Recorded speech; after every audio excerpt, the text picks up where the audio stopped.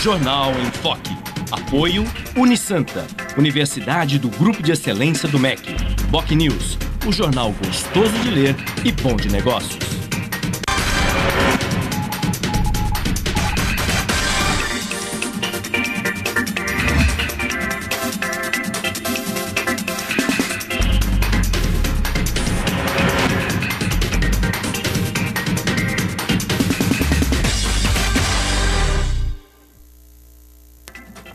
Olá, bom dia. Começa agora pela Santa Cecília TV, uma nova edição do Jornal em Foque. E nesta segunda-feira, dia 11 de agosto, nós estamos recebendo com muito prazer dois médicos. O ortopedista Alexis Carneiro e o infectologista professor Marcos Caseiro. E no programa de hoje, este é o Jornal em Foque pela Santa Cecília TV, ao vivo, nesta segunda-feira, dia 11 de agosto. Muito bem. E nesta edição nós vamos falar sobre saúde pública, vamos falar sobre doenças sexualmente transmissíveis, doenças infecto-contagiosas, a questão da AIDS, que volta a preocupar seriamente as autoridades do setor. Vamos falar também sobre a epidemia de dengue e sobre essa fábrica de mosquitos transgênicos anti-dengue que está sendo desenvolvida, vem sendo desenvolvida e já implantada em algumas cidades do interior de São Paulo, como é o caso de Campinas. E vamos falar também, é claro, sobre a ameaça do vírus Ebola, que, segundo o ministro da Saúde, Arthur Quioro, que esteve ontem em Santos, não há risco de chegar à nossa região. De qualquer forma, é uma emergência mundial decretada pela OMS, a Organização Mundial de Saúde, e, portanto, preocupa o mundo inteiro. Mas tudo isso vocês vão acompanhar daqui a pouco, logo após um rápido intervalo comercial. Nós voltaremos em seguida no Jornal em Foque.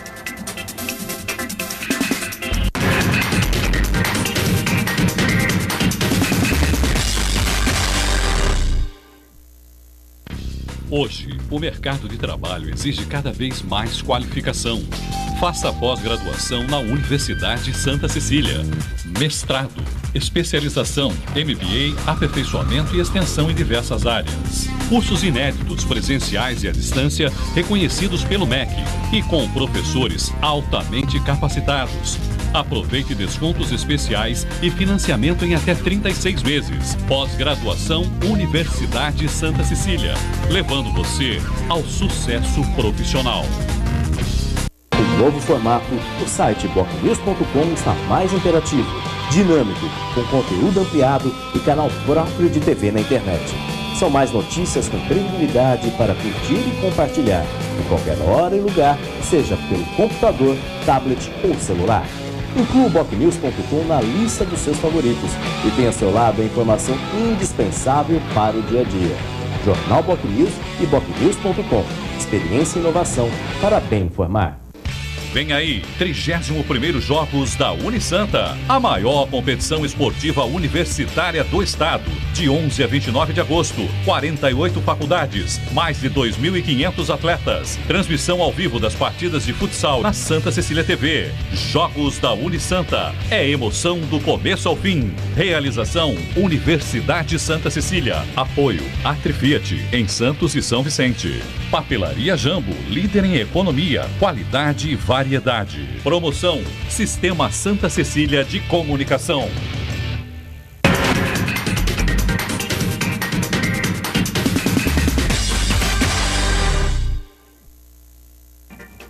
Muito bem, estamos de volta com o Jornal em Foque desta segunda-feira, dia 11 de agosto, e hoje recebendo com muito prazer dois médicos, o ortopedista Alexis Carneiro e o infectologista professor Marcos Caseiro. Eu agora gostaria de falar as manchetes de hoje dos principais jornais e sites. São as seguintes: o jornal Folha de São Paulo traz a seguinte manchete: São Paulo já tem 2,1 milhões sob racionamento oficial de água. O jornal Estado de São Paulo traz a seguinte manchete: com freio na economia, comércio corta vagas. E o jornal A Tribuna de Santos: Brasil abre 572 mil vagas temporárias mensalmente. Já o semanário BocNews traz a manchete: conflito em Gaza, paz desejada. Já no Santa Portal, empresas recolhendo menos com relação à tributação. No G1 Santos e região, torcedores brigam em PS, em pronto-socorro, e conflito deixa feridos. E no portal da UOL, São Paulo já tem 2,1 milhões de pessoas sob racionamento de água.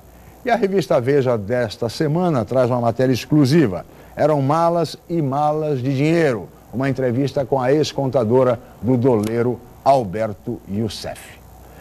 Depois de todas essas manchetes, mas o nosso tema hoje é evidentemente saúde.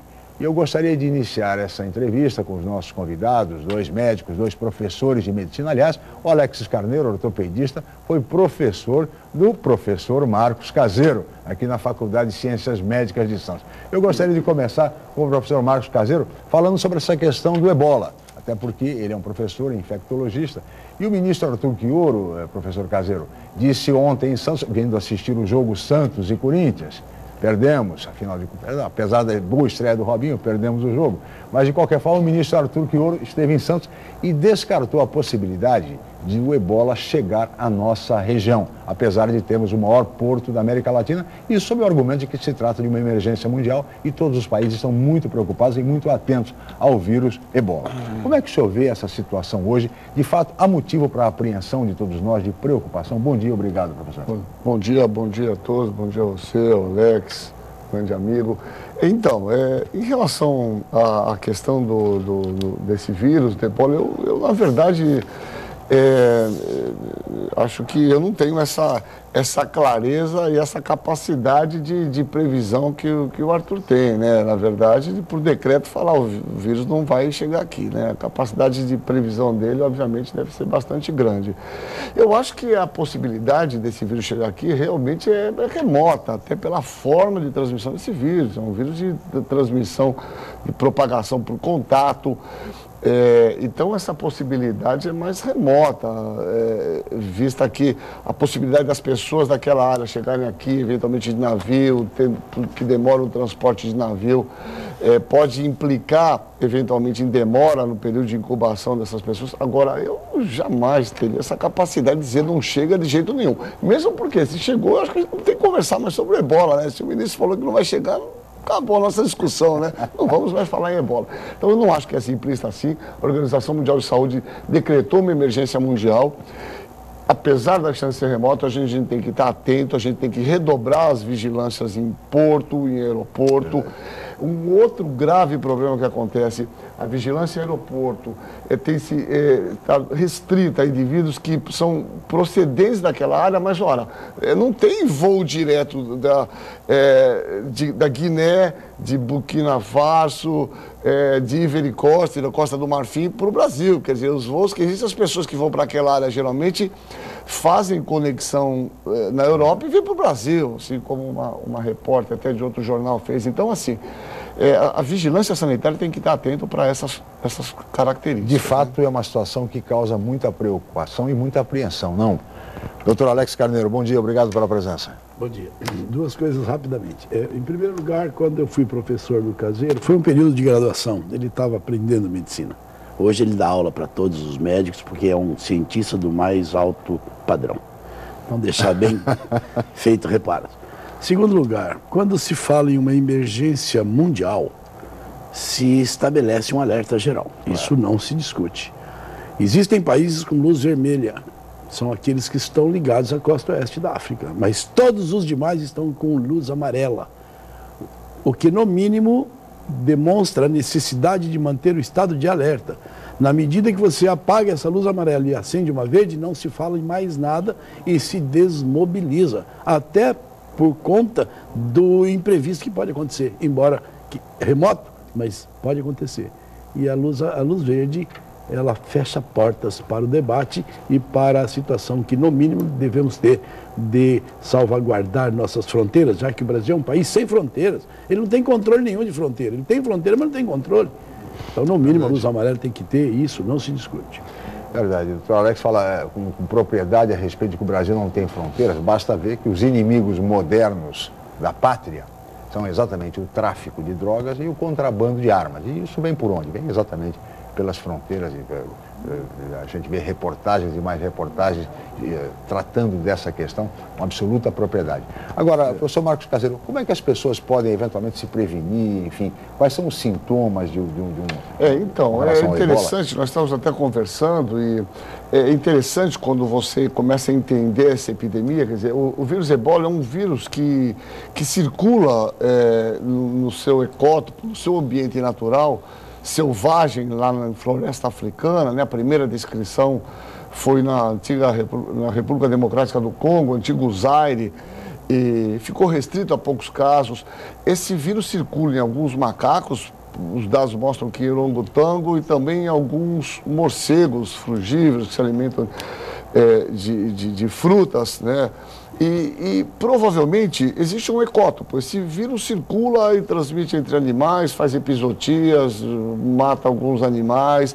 O que os dados mostram é que essa epidemia começou em 2 de dezembro. O primeiro caso, talvez o caso índice, é uma criança de 2 anos, lá na região da Guiné. E a partir daí, essa criança contaminou o irmão, contaminou a mãe, contaminou a avó. Depois a contaminação aconteceu na enfermeira, para onde essas pessoas foram para o hospital, contaminou pessoas do serviço funerário, contaminou pessoas que foram ao funeral dessas crianças. Então, veja, é uma epidemia por propagação, que as pessoas estavam diante de uma situação que não sabiam claramente, acabaram se contaminando por contato, de alguma maneira um contato direto. Então, veja, é uma doença de transmissão por contato, secreção, saliva.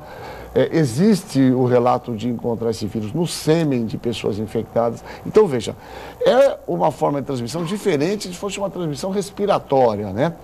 E é uma doença muito grave. Normalmente as pessoas evoluem com um quadro de vômitos, diarreia e com sangue, sangramento, tanto intestinal quanto sangramento. Quer dizer, é uma vasculite com sangramento e tem uma evolução muito rápida. No momento que se infecta, entre 2 e 20 dias, as pessoas passam a ter sintomas e a mortalidade chega a 70%, 80%.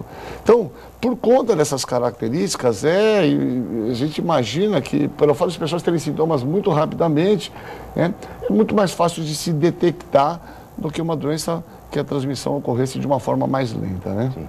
E é seríssimo, porque se as pessoas vão a óbito, doutor Alex, em 15 dias, e com um índice de letalidade da ordem de 70%, 80%, quer dizer, praticamente é quase que não há salvação.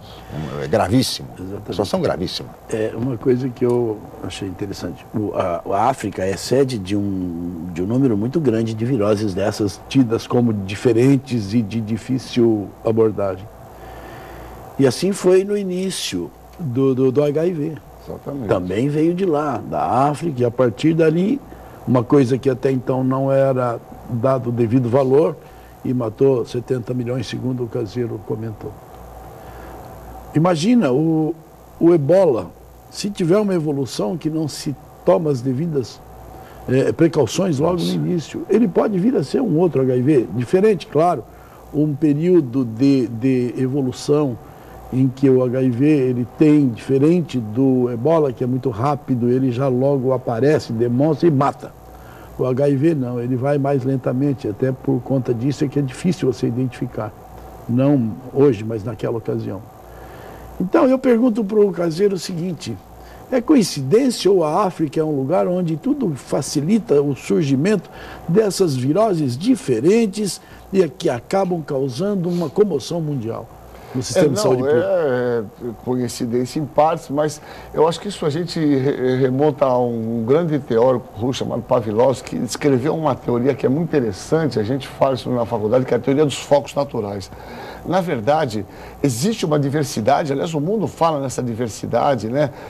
Quando a gente começa a desmatar, o desmatamento desenfreado, essa ocupação, a grande urbanização da população que antes vivia em área rural e veio para a área urbana, todo esse movimento acaba levando as pessoas para o foco natural de vírus e bactérias que circulam entre animais e vetores no seu ambiente natural. Eu vou te dar um exemplo muito simples. Nós estamos tendo uma epidemia hoje aqui no Brasil de Chagas. Essa doença de Chagas, que tinha sido controlada aqui em São Paulo, nós controlamos, nós temos uma epidemia hoje no Amazonas e no Pará. E sabe como? As pessoas que vão coletar e sobem nas árvores para coletar aquilo que a gente anda comendo aí, que eu até me esqueci do nome. Açaí. O açaí, ele, na árvore, é um local onde o barbeiro, né, que é o vetor da doença de Chagas, vive num ciclo com o seu hospedeiro, o seu reservatório, que são os edentados, que é o bicho preguiça. Então veja, o preguiça, esses bichos têm essa doença, não ficam doentes e circulam com os seus vetores. O homem, quando sobe na árvore para catar o açaí, acaba se contaminando, moe esse açaí junto com o barbeiro e acaba... Não tem risco nosso açaí daqui, porque o que a gente tem é que ele seja pasteurizado. Mas veja, a gente está entrando no foco natural, onde esses bichos circulam de uma maneira harmônica por milhões e milhões de anos. Então, o que aconteceu com o HIV foi exatamente isso. Ele provavelmente circulava lá desde 1910, 1920, após a Segunda Guerra, grande urbanização, e é o que aconteceu com esse ebola.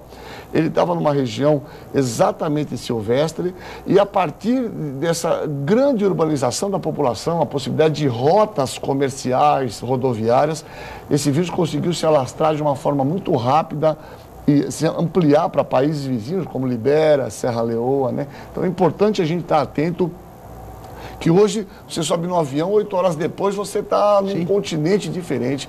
E a gente não pode perder de vista essa característica dessas doenças, né? O ebola teria começado, professor Caseiro, doutor Alex, pelo fato da população dessas regiões se alimentarem de orangotango, gorila, é por aí? É isso aí, exatamente o que se admite é isso. Na verdade, há uma proximidade muito grande de muitos povos africanos, principalmente que vivem em condições silvestres, quer dizer, eles têm uma relação muito grande com macacos. Quer dizer, na África, em alguns países, você compra carne de macaco no supermercado. Então, existem caçadores desses animais, né, que é uma fonte de alimentação muito importante. Existe uma diversidade muito grande de macacos, né? Quer dizer, o orangotango é uma espécie, bonobo, o chimpanzé, que é o Panthroglodites, quer dizer, existe uma diversidade muito grande de macacos que serve para a alimentação desse povo. Além disso, é muito comum, assim como a gente tem o nosso cãozinho doméstico, o gato, é muito comum nessas vilas africanas o macaco estar próximo a essas crianças como um animal doméstico, né? Então essa proximidade com esses animais é muito grande e certamente é uma fonte importante de contaminação para o homem. Pois é, de fato a gente vê muito em televisão, né, doutor Alex, os macaquinhos ali brincando com crianças, enfim, se tornam até atrações às vezes para turistas, enfim, e tudo isso evidentemente tem a ver com essa situação, né? E o Brasil é um país que tem características sui generis, né? O desmatamento é descontrolado. Hoje você vê animais silvestres na cidade. Quem vai no interior vê isso. Você vê ali animais que voam, pombas do mato. Você vê onça indo no quintal de casa para comer coisa, galinha, essas coisas. Onça. É verdade, é No uma interior situação... acontece isso, Sim, porque olha, está eu desmatando. digo, O animal não tem alimentação, ele vem para a cidade. É isso. A doença segue esse caminho. Na África foi assim. Você vai desmatando e Só vai para você ter uma encontrando. ideia desse dado que você está falando, é muito importante. Nós temos no nosso país uma doença muito grave que circula, tanto é quando você vai para ambiente silvestre, algumas áreas, você tem que tomar vacina da febre amarela. Quer dizer, nós temos a febre amarela silvestre. Então, se você for pescar no Mato Grosso, se você for pescar no interior de São Paulo, em muitas áreas, são áreas que existe a febre amarela. E a febre amarela tem um vetor, que é o Haemococcus, que é um mosquito, mas o vetor urbano da febre amarela é o Aedes aegypti. Então, na verdade, essa doença circula entre macacos aqui do Novo Mundo, né, que é uma classe diferente dos macacos africanos. Esse vírus circula entre macacos e vetores em região silvestre, quer dizer, e o homem pode se contaminar, né? O Drauzio Varela se contaminou de febre amarela numa expedição dele lá na região amazônica. Amazonas. Então, é fundamental a gente ter claro de que esse desmatamento desenfreado tem implicações importantes, que é entrar no foco dessas doenças que existem em condição natural no seu foco natural. Né? Também tem a ver com essa questão da saúde pública, portanto, esse desmatamento desenfreado que nós vimos tem a ver também com saúde pública. As pessoas falam muito na questão ambiental, da questão da natureza, enfim, do respeito à biodiversidade, enfim, mas temos também problemas seríssimos com relação à saúde pública. Mas, doutor Caseiro, doutor Alex, os senhores falaram na questão do HIV, falaram na questão de doença de Chagas, falaram na questão da febre amarela, enfim, e temos aqui na região também, assim como em todo o estado de São Paulo, uma epidemia de dengue. E nesse sentido, professor Alex, foi criada uma fábrica de mosquitos transgênicos anti-dengue para fazer frente à epidemia. Eu queria recolher a opinião dos senhores a respeito desse mosquito transgênico. Será que funciona mesmo para enfrentar a epidemia da dengue? Colocar a professor Caseiro. Eu gostaria inicialmente, primeiro, esse dado foi interessante, eles mostraram alguns trabalhos que eles fizeram, não tem publicação internacional desses dados ainda, né, ou pelo menos eu desconheço. A ideia é interessante, né? Agora, o que a gente tem que entender primeiro, nós vivemos uma situação em que a maioria das pessoas, dos adultos, foram infectados, né? Então, obviamente, a gente tem uma tendência natural de diminuir o caso nos adultos e aumentar os casos em crianças, o que a gente está vivendo. Bom, vacina está relativamente distante, devemos ter nos próximos 2 anos, 3, talvez, alguma coisa de vacina, então a gente começa a inventar as possibilidades. A gente não deve esquecer que a dengue, nós temos períodos interepidêmicos, então imagine assim, onde fica a dengue no inverno? Ela desaparece? Não, ela está justamente naqueles ovos que estão depositados em possíveis criadores, que quando chega o verão e chove e o calor, esses ovos embrionam, vão liberar larva. Então, veja, essa proposta seria interessante, mas você teria que despejar uma quantidade muito grande de mosquito de uma maneira permanente e continuada. Sim. O preço que a gente viu na produção de mosquito é proibitivo, está quase 2 milhões, eventualmente, dependendo da área. Então, eu não sei exatamente com detalhes essa proposta, mas de qualquer maneira, todas as propostas que venham favorecer a diminuição do número de casos, certamente elas são bem-vindas. Porque foi aberta, inclusive, a fábrica em Campinas, né? Agora, Campinas que está sendo afetada por epidemia. Na agricultura isso já existe, é utilizado, né? Na forma de determinada... você encontra, através de mudanças genéticas, uma determinada larva que impede que aquela que destrói a lavoura venha diminuindo com isso o uso do agrotóxico, uma série de coisas. Então, isso são benefícios, eu vejo. Então, tomara que a coisa se concretize, né? E que se transforme mesmo num elemento de proteção. Que, aliás, os pesquisadores, o Caseiro é um dos, que estão com a incumbência aí de se debruçarem lá no microscópio. Porque a situação aqui na região, a epidemia continua, né? Ela continua. Tivemos uma epidemia importante esse ano, com muitos casos, tivemos óbitos graves em criança. É uma epidemia que, veja, é uma doença que se endemizou na nossa região. Quer dizer, quando chegar verão, chuva, calor, nós vamos ter casos de dengue e mais. Esse ano nós tivemos dengue até junho, julho, agosto, porque na verdade nós temos tido uma média de temperatura elevada. Então veja, esse dado é de fundamental importância para que todos os médicos estejam atentos e dentre os diagnósticos diferencial, com crianças, adultos com quadro febril, tem que pensar em dengue como uma hipótese diagnóstica também. Isso é importante a gente imaginar que a dengue faz parte do cardápio das doenças que nós temos, né, endemicamente circulando na nossa região. Sem dúvida. Professor Caseiro, peço sua licença, doutor Alex, peço sua licença, vamos para mais um rápido intervalo e voltaremos em seguida com o Jornal em Foque.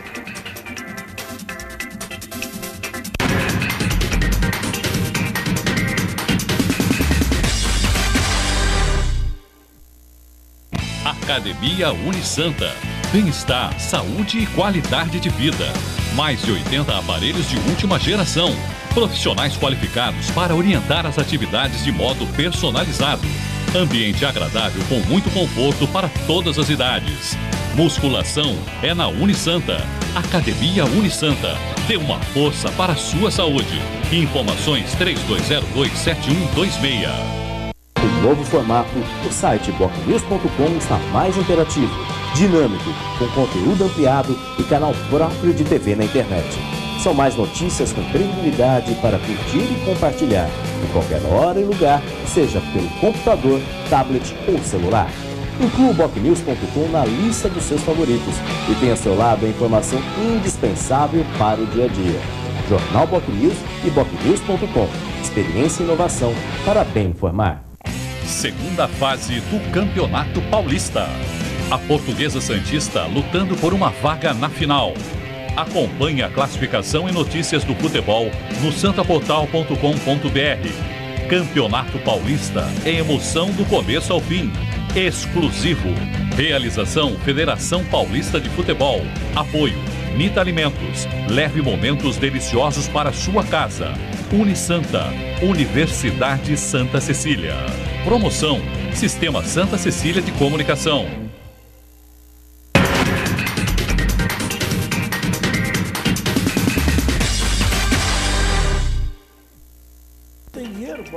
Muito bem, estamos de volta com o Jornal em Foque desta segunda-feira, dia 11 de agosto, e hoje recebendo com muito prazer dois médicos, o ortopedista Alexis Carneiro e o infectologista professor Marcos Caseiro. E neste bloco, doutor Alex, eu gostaria de conversar um pouco a respeito da situação da crise vivida pela Irmandade da Santa Casa de Misericórdia de Santos, que, segundo os dados oficiais, apresenta um déficit da ordem de 130 milhões de reais. A Santa Casa já está se mobilizando no sentido de buscar esse recurso, procurou inclusive por meio de uma audiência com o ministro da Saúde, Arturo Quioro, que está interferindo junto ao BNDES para que a Santa Casa possa contar com esse recurso no sentido de fazer frente a esse déficit. Mas o cobertor é curto e, como se sabe, o recurso do SUS repassado aos hospitais filantrópicos, como é o caso da Santa Casa, esses recursos são insuficientes. Então, representam apenas 50% mais ou menos das necessidades de um hospital. Doutor Alex, os médicos inclusive não estão recebendo, a Santa Casa vive esse problema dificílimo. Como é que se pode enfrentar uma situação como essa definitivamente para que um hospital como a Santa Casa, que é fundamental numa região como a nossa, não viva sempre nessa situação de dificuldades, esse verdadeiro impasse? É um problema muito triste que acontece, não só na Santa Casa de Santos, mas em todas as Santas Casas. E todos os serviços públicos também. Por quê? É uma questão de gestão, prioridade na gestão da saúde. O recurso tem, para fazer Copa do Mundo, teve. Sim. Para fazer estádio, teve. Para fazer tudo que teve. Agora, para a saúde, nunca tem, é gestão. Estabeleça a saúde como prioritária, aí vamos discutir a saúde, vamos cobrir esses déficits. Se a Santa Casa tem hoje um rombo, ela tenta sair disso de alguma maneira, então ela tem que sobreviver. Ela faz o plano, aí começa a vender o plano, de repente o plano foi vendido demais, depois tem que dar assistência ao plano, aí tem que começar a sublocar serviços com outros hospitais, passa ela a ser pagadora de uma coisa quando ela tinha antes o serviço dela. Mas ela tem que se virar para arrumar dinheiro. Hoje chega num ponto que ela tem que buscar empréstimos. E esses empréstimos são fugas, talvez alternativas que ela não tem muita margem. E ela tem especialistas lá. A Miriam Cajazeira está lá. Sim. E a Miriam Cajazeira entende disso. Tá tentando. Mas existe todo um processo de deterioração nisso. Médicos insatisfeitos, e sem receber, doentes, né? mal assistidos, cirurgias canceladas. Como você vai administrar isso? E me cita um lugar onde o ambiente envolvendo saúde pública esteja indo bem. É gestão. Prioridade na saúde nunca foi prioridade de políticos em geral. Eu não falo do político do time A, B ou C. Sim. Políticos em geral pensam em eleição. E quando a gente investe em coisas maiores de saúde e de educação, nós estamos pensando no futuro de uma geração, claro, o que não tem nada a ver com eleição. E é difícil, cara. Eu já cansei de discutir Brasil. Brasil é uma coisa que me cansa, Melissa, sabe? Eu fui um entusiasta, sou entusiasta, mas cansa bater em ferro frio e ver que você só debate aqui embaixo e lá em cima é tudo o contrário. E o que se faz lá em cima, eu estou completamente desanimado com as coisas. E veja, doutor Alex, doutor Caseiro, quer dizer, os médicos, inclusive, que prestam serviço, estão sem receber há meses. Ou seja, é uma situação crítica, dificílima. Eu gostaria de dar os meus pitacos aqui. Assim, eu acho que o problema, o nosso país, né, ele tem algumas características interessantes, na verdade, se cria as condições, se cria as leis, então nós temos uma garantia constitucional, né, no artigo 12, a saúde como um direito do cidadão, um dever do Estado. Então se criou isso na Constituição, assim como tem outras coisas lá, né, de juros a 12% ao ano e tal. Bom, algumas coisas se impõem, se implantam, como a questão do sistema de saúde. A questão é, além da questão de gestão, que eu concordo completamente com o doutor Alex, professor Alex, existe um problema de gestão, e eu não vou nem entrar em detalhes aqui na questão de questões individuais que acontecem em Santa Casa, mas assim, falta recurso, falta dinheiro, né? Se a gente pegar os países aqui da América do Sul mesmo, Argentina, e o investimento na saúde, a porcentagem do PIB que vai para a saúde, nós somos o país que temos o menor valor de investimento para a saúde. Então, a prova disso que o Dib Jatene, que foi ministro da Saúde, brigou pela questão do CPMF, porque é questão de dinheiro, falta dinheiro. E já a saúde, a tecnologia aumenta numa proporção geométrica, e o dinheiro entra num valor que não se mede igual. Então, a gente começa a ter essas distorções que a gente tem hoje. Por exemplo, tem uma lei que o indivíduo, quando descobre o câncer, em 3 meses ele tem que começar o tratamento. Olha, precisa de lei para isso, o indivíduo tem câncer, nos termos de saúde, ele tem que ser tratado imediatamente. Então, veja, não há nenhum serviço do SUS hoje, nenhum serviço do SUS que não esteja em situação ruim. Todos estão, porque a conta não fecha no final. E a Santa Casa, historicamente, é a porta aberta para a saúde de uma região metropolitana de 2 milhões de habitantes. Acaba todo mundo indo para lá. Então, na verdade, tem que ser repensado, como você bem falou, é um dinheiro emprestado. Isso vai entrar na conta, claro, tem que ser pago ao longo do tempo, não é um dinheiro dado. Analisa o que está acontecendo com as universidades paulistas. USP, Unicamp e Unifesp. É a mesma coisa. O ensino está prejudicado, eles não têm verba para investir nos docentes. Hoje o dinheiro é suficiente para a parte administrativa e burocrática. A atividade fim já não chega lá o recurso. Ela para no meio, hipertrofiou a atividade meio. Ora, universidades que são de primeira linha, hoje os recursos são suficientes para custear os funcionários que trabalham. Não chega na contratação de mestres, de professores, de doutores, nas pesquisas. Não chega lá o dinheiro. Então dispensa. Qual é a finalidade das universidades? Sobretudo as paulistas, que são a referência, faróis da ciência médica do Brasil. A falta de recursos. Já não formamos mais pessoas como formavam. Quer dizer, isso tudo desanima. Existe uma esperança, eu acredito que sim. Senão também nós não estaríamos discutindo. Sim. Mas tem que haver uma mudança de mentalidade, tem que haver mudança geral, tem que haver a prioridade nas coisas essenciais, porque não se forma uma nação forte se não investir na base de educação e na capacitação. Não dá, não dá. Nesse sentido, aproveitando esse gancho do Dr. Alex, professor Caseiro, o senhor hoje leciona, é professor de medicina, assim como o professor Alex foi no passado.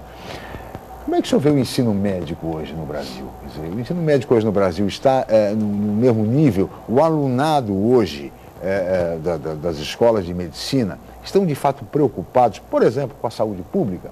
Ou estão preocupados mais com outras, com especialidades que economicamente são mais vantajosas? Porque há um dado seguinte, quer dizer, o doutor Alex depois pode falar bem sobre isso, porque pelas informações que chegam, algumas especialidades não são procuradas. A ortopedia é uma delas. Falta ortopedistas, né? Pediatria, falta, psiquiatria, não tem mais. Não, na verdade, houve um grande erro na política governamental do MEC no que se refere às faculdades de medicina, né? Historicamente, no primeiro momento, se privilegiou a formação dos especialistas, né? em detrimento da formação do médico generalista. Então, você via coisas absurdas. Então, você vê hoje um neurocirurgião que estudou 15 anos dando plantão no pronto-socorro e vice-versa, né?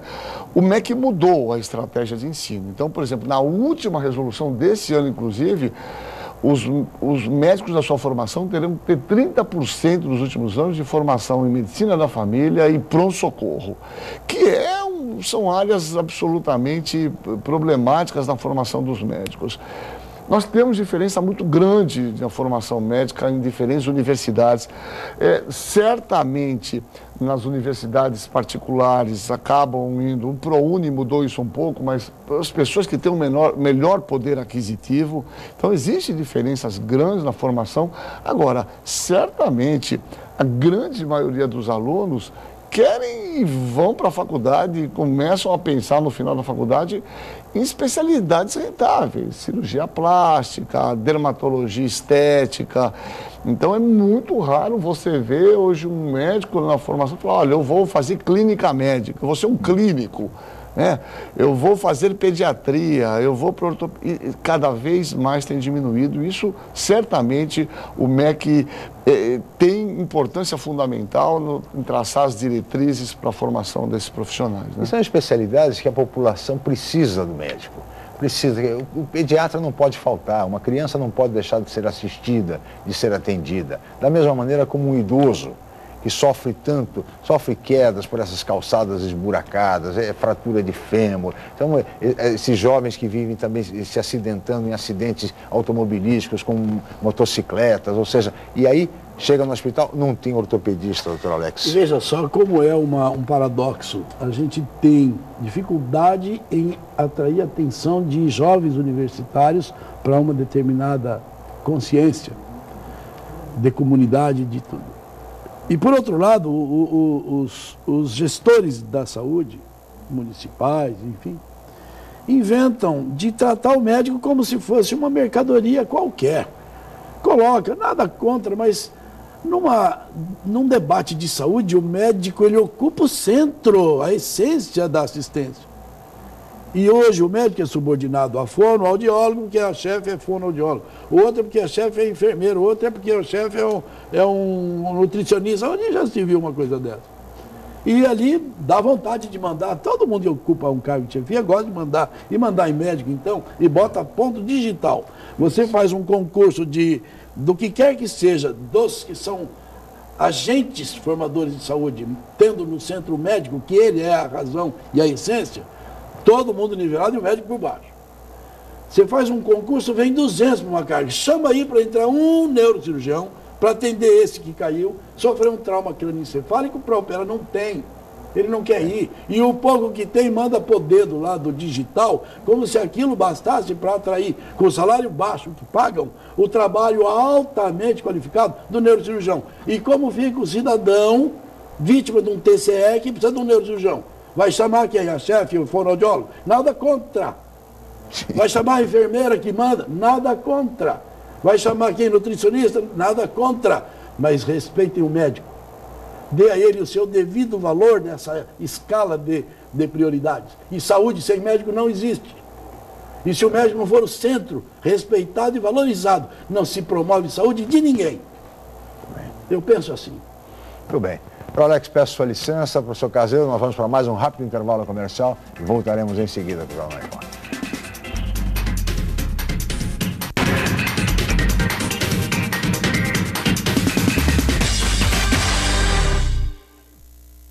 Chegou a sua hora de estudar no Colégio Santa Cecília com até 100% de desconto. Venha participar do concurso de bolsas de estudos voltado apenas para novos alunos que irão cursar a primeira série do ensino médio em 2015. Essa é a sua oportunidade de estudar em uma infraestrutura de ponta e corpo docente altamente qualificado. Aproveite! Você vai entender porque nossos alunos têm orgulho de dizer: eu sou do Santa. Inscrições gratuitas até 25 de agosto pelo site www.colégio.unisanta.br. Com novo formato, o site bocnews.com está mais interativo, dinâmico, com conteúdo ampliado e canal próprio de TV na internet. São mais notícias com credibilidade para curtir e compartilhar. em qualquer hora e lugar, seja pelo computador, tablet ou celular. Inclua o BocNews.com na lista dos seus favoritos e tenha ao seu lado a informação indispensável para o dia a dia. Jornal BocNews e BocNews.com. Experiência e inovação para bem informar. A Unisanta vai realizar o 6º Congresso Brasileiro de Iniciação Científica, o BRIC, criado com o objetivo de despertar vocação na área da pesquisa e estimular a produção científica. Inscrições e trabalhos científicos até 21 de setembro pelo site www.unisanta.br/cobric. Universidade Santa Cecília. Excelência em educação.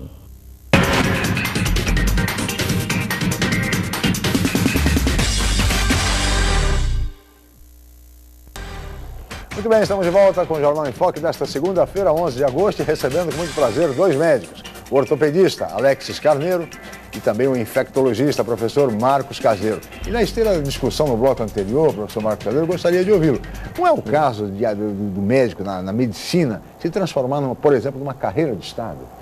Não, mas sem dúvida, eu acho que existem umas discussões que realmente a gente está cansado, eu também já estou ficando mais velho e é sempre a mesma discussão, na verdade, né? O médico acaba sendo o centro da discussão e do problema, né?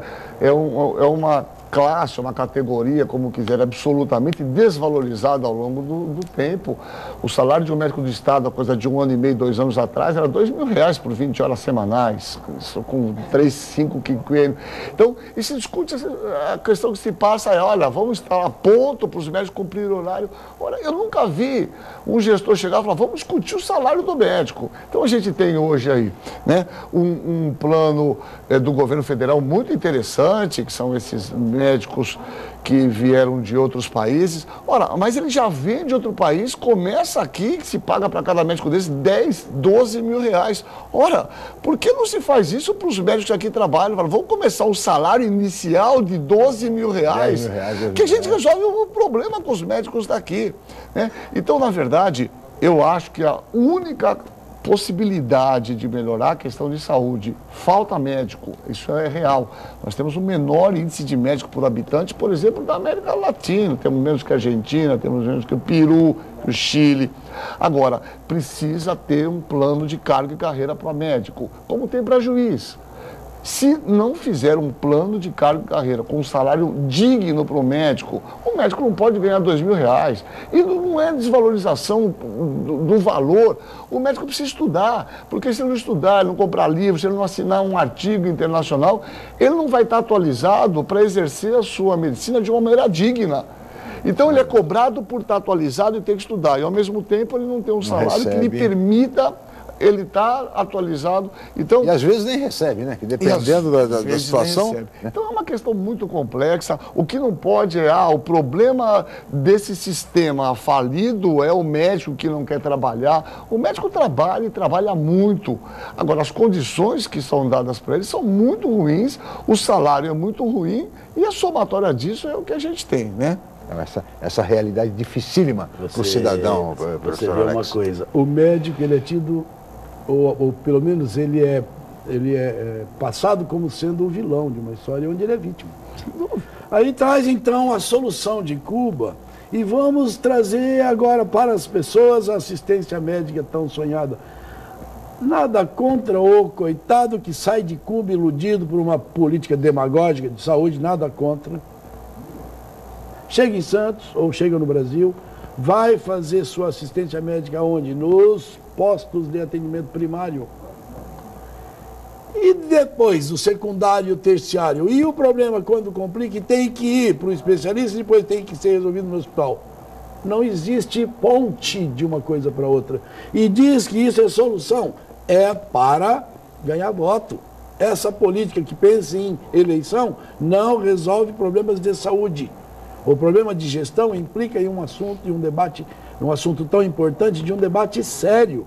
Discutir o que fazer para motivar profissionais vitais nesse processo. Trazer todos a uma ampla discussão, sem que se pense em nada que não seja a resposta do fim, não o debate que se perde no meio. E a medicina está além disso. Eu costumo dizer que não há nada mais nobre do que o exercício da medicina, ou seja, do que aliviar o sofrimento de um semelhante. Não pode haver nada mais nobre para isso. Mas só que a realidade é que os médicos também não vivem de brisa. Eles precisam ser bem remunerados para bem exercer a sua função, que é uma função nobre. Por essa razão. Enquanto isso não acontecer, de fato, nós vamos ter problemas muito sérios. Senhores, já estamos mais ou menos nos aproximando do final do programa. Eu queria aproveitar, doutor Caseiro, para lhe perguntar a respeito dessa decisão do SUS, da vacina de hepatite A, contra hepatite A, em bebês até de 1 até 2 anos de idade. Como é que o senhor vê essa decisão, essa orientação do SUS? Não, é muito interessante. Aliás, nós poderíamos dizer que uma das coisas que mais funcionam no nosso país, né, e foram mais eficientes, eu atribuo que a melhora da expectativa de vida da população brasileira, que aumentou muito, né, quase que 78 anos, eu atribuo isso à questão das imunizações. Sim. E à questão da melhora das condições de vida e saneamento básico. Esses foram os grandes fatores impactantes na melhora da saúde pública no nosso país. E as vacinas são fundamentais. O Programa Nacional de Imunização, o PNI, foi criado em 73 com 2 vacinas.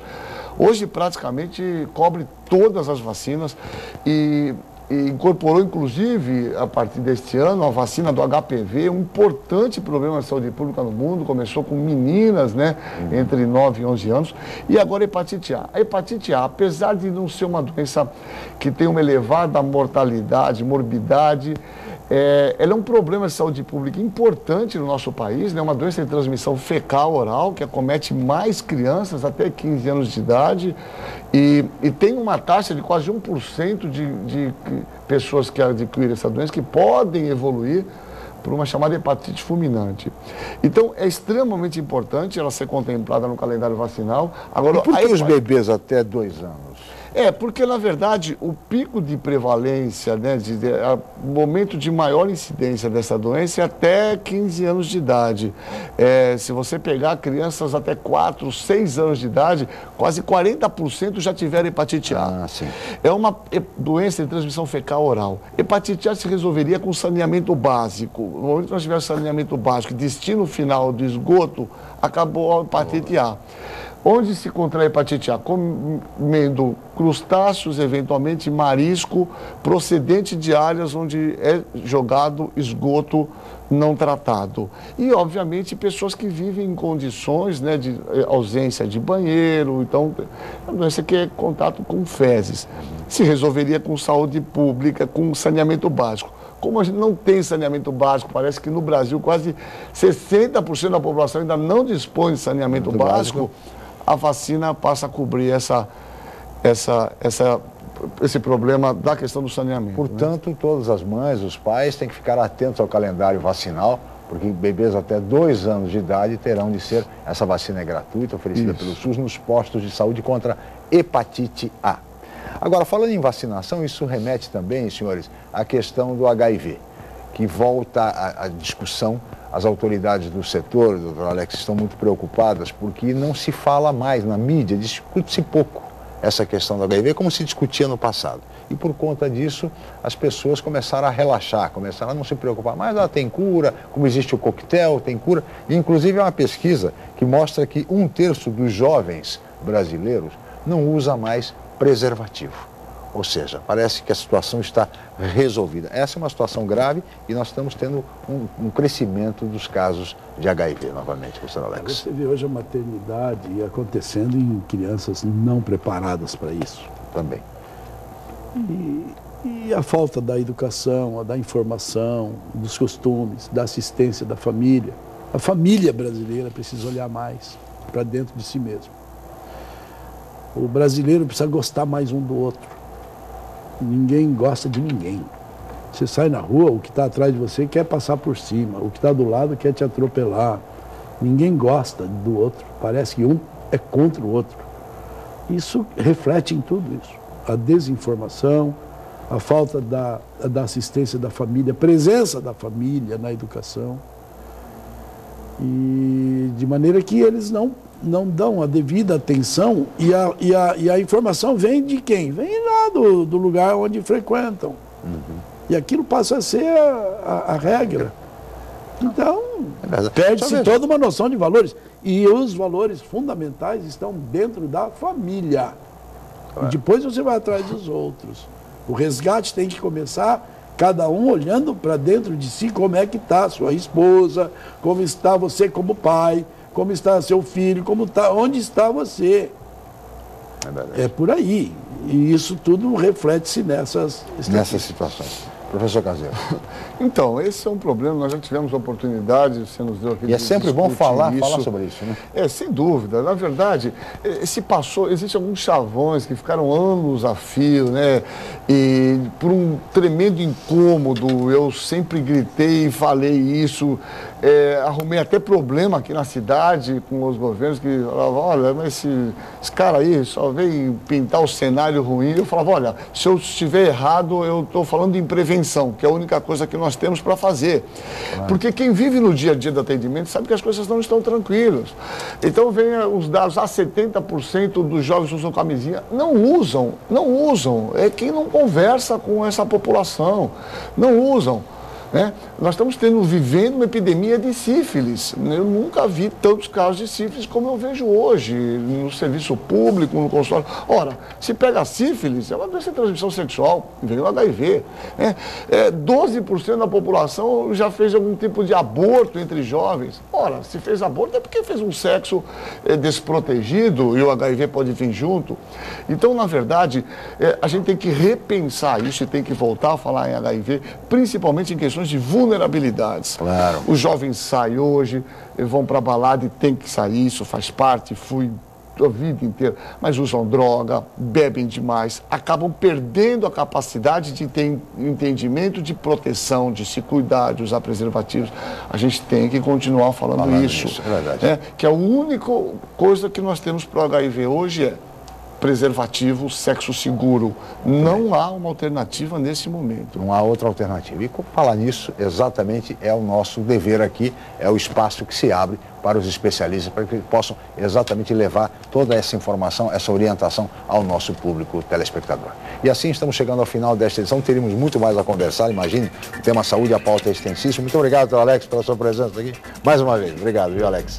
Muito obrigado, professor Caseiro, mais uma vez pela sua presença. Agradeço a ambos, agradeço a toda a equipe, especialmente a você, telespectador, pela atenção, pela audiência. Nós estaremos de volta amanhã em mais uma edição do Jornal em Foque. Mais uma vez, muito obrigado e até amanhã.